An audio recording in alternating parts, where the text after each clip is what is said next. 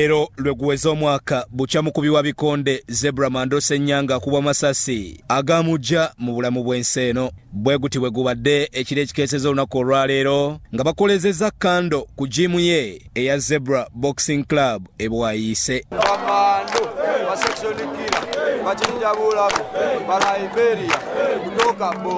Ane Candlelight yabaddewo saa mukaaga olunaku yava mu nsi yabaddewo saa mukaaga ogw'ekiro paka olwaleero tuli mu dduwa n'okumusabira alabe nga gyali abeera mirembe. Ndi musanyufu nnyo olw'okuba tusabidde era tusobodde okuba nga tusabira ku mwoyo gw'omugenzi kooki waffe Zebra Mando Ssenyanga. Tusanyukidde nnyo era kirungi kubanga kikuuma obumu n'okugezaako okujjukira omuntu byaba yakolera fraternity gye tulimu contribution ye.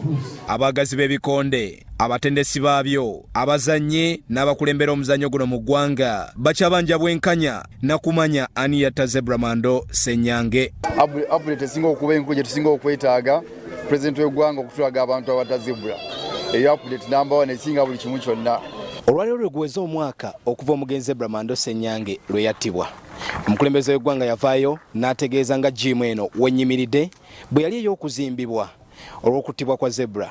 Wabula wegutuukidde olunaku olwaleero omwaka mulamba tewali kyali kikoleddwa nga jimu eringa Zebra bwe yagireka. Naye nzira okuba nti jimu sigirabawo kitegeeza talina kyeyakoze. So n'olwekyo President wanga wadde weerabiddemu tukujjukiza nti twetaaga okumanya ni yatta Mando, tutaaga ne jimu gye watusuubiza.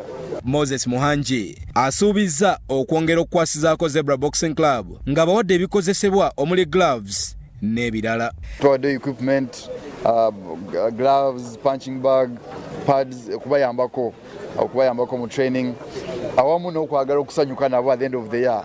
Era mbawaddeyo some kalito support.